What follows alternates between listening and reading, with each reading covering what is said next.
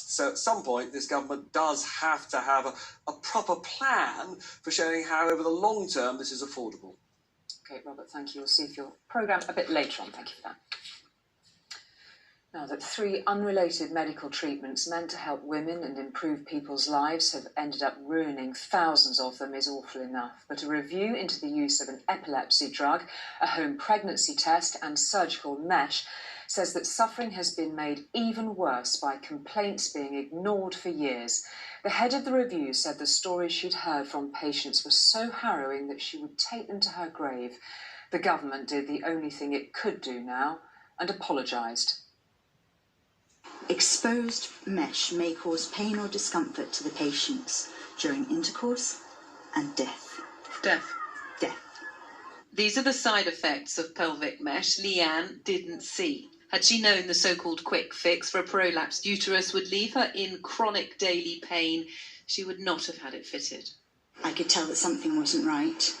Returned to the surgeon who'd implanted it.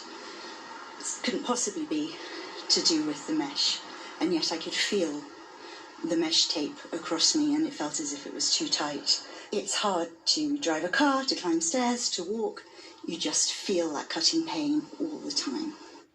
Leanne is not alone. Today, a review into the treatment, as well as 2 different medications, concluded the suffering of tens of thousands of people was dismissed as women's problems and entirely avoidable. The government ordered a review into pelvic mesh implants used mainly for prolapses, but linked to internal damage and chronic pain.